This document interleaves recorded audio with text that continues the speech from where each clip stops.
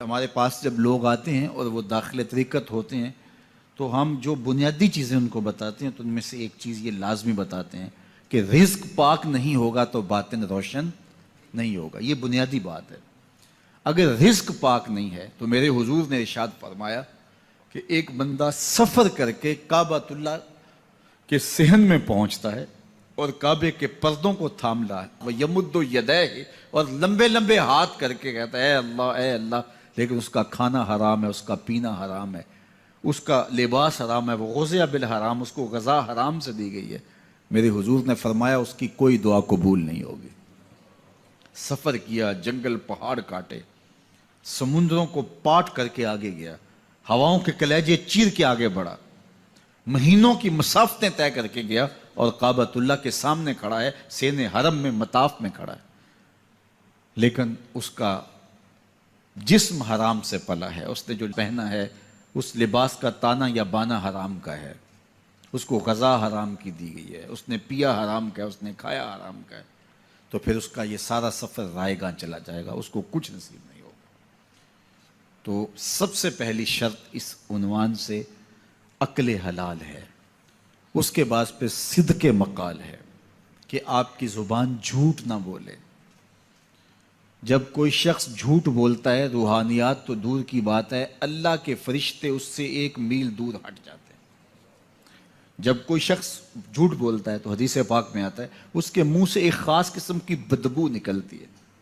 اس بدبو کو ہم نہیں سونگھ پاتے لیکن فرشتے سونگھ لیتے ہیں, چونکہ فرشتے انتہائی حساس مخلوق ہے اور وہ جھوٹ کی وجہ سے نکلنے والی بدبو کو سونگھتے ہیں. اللہ نے حضرت امام اعظم امام ابو حنیفہ رضی اللہ تعالیٰ عنہ کو یہ بصیرت عطا کی تھی اور یہ باطنی نظر بخشی تھی کہ جب کوئی شخص وضو کرتا تھا تو اس کے وضو کے پانی سے پہچان لیتے تھے کہ یہ کس گناہ کا مجرم ہے. جب بندہ وضو کرتا ہے تو وضو سے ہاتھوں کے گناہ جھڑتے ہیں, منہ کے گناہ جھڑتے ہیں, تو وہ وضو کے پانی سے اس بات کو محسوس کرتے تھے. اللہ نے ان کو وہ بصیرت عطا کی تھی, لیکن انہوں نے اللہ کی بارگاہ میں عرض کی مالک مجھ سے یہ چیز چھین لے, یہ چیز مجھے نہیں چاہیے. لوگوں کے بارے میں جو ہے وہ ایسا گمان پھر پیدا ہوتا ہے.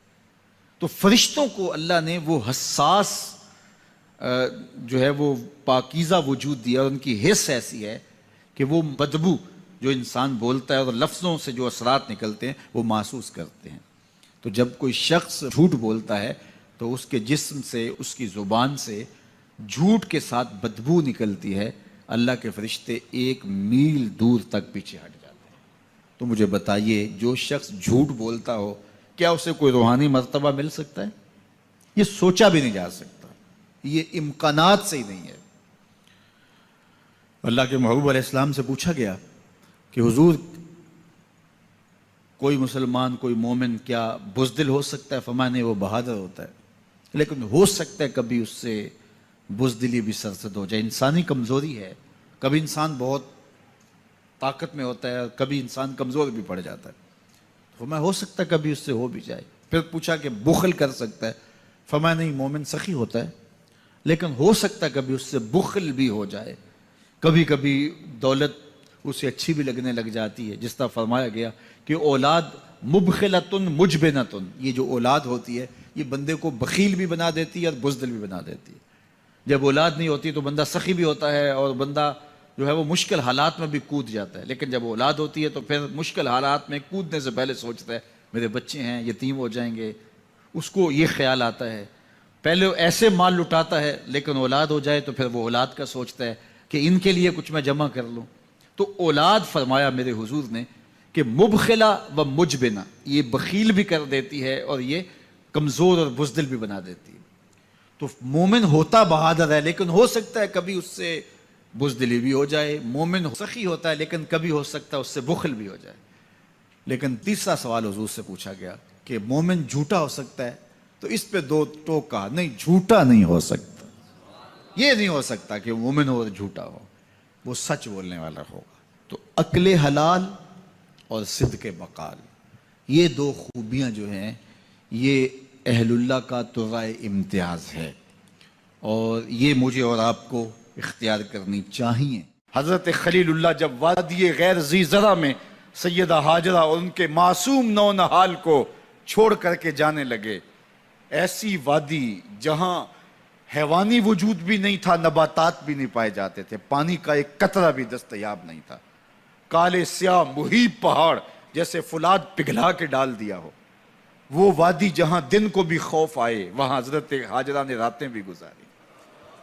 کتنا دردناک لمحہ تھا جب سحری کا وقت ہوا، حضرت خلیل اللہ دعائیں دے کے رخصت ہونے لگے، حضرت ہاجرہ سلام اللہ نے آگے بڑھ کے اپنے شوہر نامدار کا دامن پکڑ لیا، تمسکت بِأَزْيَالِهِ، دامن پکڑ کے بولی میرے شوہر نامدار، اس محیب وادی میں، اس پہاڑوں کے دامن میں جہاں دن کو بھی خوف آئے، نونہال معصوم کے ہمراہ مجھے چھوڑ کے کہاں جا رہے ہو؟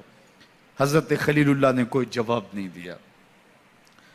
پھر قدم اٹھایا تو زوجہ نے پھر دامن پکڑا، پھر وہی سوال، پھر کوئی جواب نہیں آیا۔ تیسری مرتبہ دامن پکڑا، خلیل اللہ کی جانب سے کوئی جواب نہیں آیا، تو خاتون خود بولی کیا اللہ کا حکم تو نہیں؟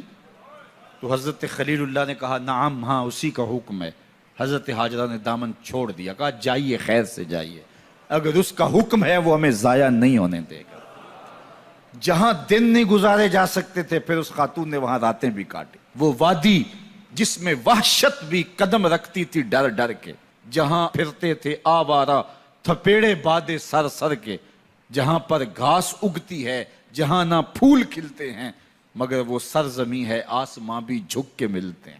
اپنی پاک باز بیوی اور نونہال بیٹے کو چھوڑ کے حضرت خلیل اللہ دعائیں دے کے رخصت ہو گئے۔ تھوڑا سا توشہ تھا، 2-1 دن کے بعد ختم ہو گیا۔ پھر ماں کی چھاتی سے دودھ بھی خشک ہو گیا، نونہال پیاس سے تڑپنے لگا۔ ماں تو پھر ماں ہوتی ہے، تڑپتی ہوئی ممتا کا دل بے قرار ہوا۔ ایک پتھر کے سائے میں معصوم اسماعیل علیہ السلام کو لٹایا اور پانی کی تلاش میں جبل صفا پہ چڑھی۔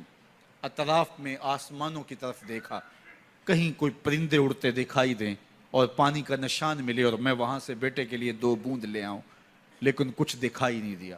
تا حد نظر پھیلا ہوا آسمان ہی آسمان ہے اور پہاڑ ہی پہاڑ نیچے دکھائی دیتے ہیں۔ پھر مروہ پہ آئیں، درمیان میں نشیبی جگہ تھی، وہاں بیٹے کا من موہنا چہرہ دکھائی نہیں دیتا تھا، دوڑ کے گزری اور جا کے صفا پہ گھوم کے دیکھا، کچھ نظر نہیں آیا۔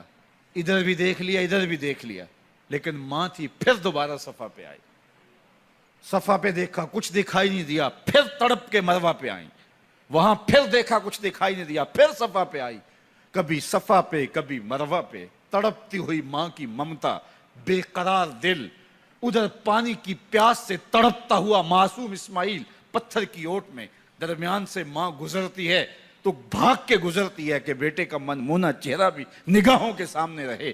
ذرا منظر تو دیکھو کتنا دل آویز ہے۔ اللہ اکبر، سینوں میں پتے پانی ہو جائیں، پتھر بھی ہو تو پگھل جائے اس زہرہ گداز داستان سے، لیکن اللہ پر توکل اور ماں کی بے قراریاں، کبھی صفا پہ کبھی مروہ پہ، زبان پہ شکایت نہیں ہے۔ پھر جب مروہ پہ پہنچتی ہیں، 7 چکر مکمل ہو گئے، تو ادھر کیا دیکھا کہ معصوم اسماعیل ایڑیاں رگڑ رہا ہے۔ ماں کا دل ڈولنے لگا کہ بیٹا آخری لمحوں میں دوڑی کہ بیٹے کو جا کے اپنی چھاتی سے چمٹاؤں، ہو سکتا ہے 2 قطرے دودھ کے اس کی زندگی کی آس بندھا دیں۔ تو ماں دوڑتی ہوئی آئی، لیکن جب قریب آئی تو منظر بدلا ہوا تھا۔ معصوم کی ایڑیوں کے رگڑنے سے تازہ چشمہ پھوٹ رہا ہے، پانی ہے کہ بے قابو ہونا چاہ رہا ہے۔ آگے بڑھی، جلدی جلدی مٹی کی منڈھیری کرتے ہوئے کہا زم زم، رک جا رک جا۔ اللہ اکبر۔ ہاجرہ سلام اللہ علیہا نے حضرت اسماعیل کی محبت اور اپنے رب پر توکل کی انوکھی اور البیلی داستان رقم کی۔ کہا ہاجرہ تو نے بھی حد کر دی، لیکن قیامت تک تیری راہوں کو بھی جلوہ گاہ بنا دیں گے۔ یہاں نبی بھی دوڑیں گے، ولی بھی دوڑیں گے، غوث بھی دوڑیں گے، کتب اور ابدال بھی دوڑیں گے، شہنشاہ بھی دوڑیں گے، کج کلا بھی دوڑیں گے۔ یہ دوڑنا ہم عبادت بنا دیں گے، حتیٰ کہ امام الانبیاء بھی ان راہوں کی سائی کرتے رہے۔ عجیب رنگ، عجیب منظر اور عجیب کیف کا عالم۔ اچھا، یہاں رک کے ایک بات کرنا چاہوں گا، اگر آپ کی توجہ ہو، جہاں حضرت ہاجرہ دوڑیں اور ان کے مبارک قدم وہاں لگے اور لگ کے ہٹ گئے، عارضی نسبت ہے، مستقل نسبت نہیں ہے۔ جہاں ان کے قدم لگ کے ہٹ گئے وہ جگہ تو جلوہ گاہ بن گئی، اور جہاں حضور خود جلوہ فرما ہیں وہ گنبد خضرا جلوہ گاہ کیوں نہیں ہو سکتا ہے؟ اب یہ پانی جہاں حضرت اسماعیل کے قدم لگے، یہ پانی دنیا کا عظیم ترین پانی ہے، اور پھر اس کا پروٹوکول یہ ہے، اس کو کھڑے ہو کے پیا جاتا ہے۔ یار یہاں بھی روک کے ایک بات کہہ دوں، حضرت اسماعیل کے قدموں کو چھونے والے پانی کا پروٹوکول ہے کہ اس کے لیے کھڑے ہو جائیں، اور حضرت اسماعیل مسجد اقصیٰ میں جس کے پیچھے کھڑے ہو کے نماز پڑھتے ہیں، اس امام کے لیے کھڑے ہو کے مصطفیٰ جان رحمت پہ لاکھوں سلام پڑھ لیں تو اس میں شرک کہاں سے آ جائے گا؟ تو یہ تکریم ہے، یہ عزت ہے اس پانی کی کہ اس نے حضرت ذبیح اللہ کے قدم چھوئے ہیں۔ تو یہ سارا حج، اللہ اکبر، ہمیں ہمارے ماضی سے جوڑتا ہے۔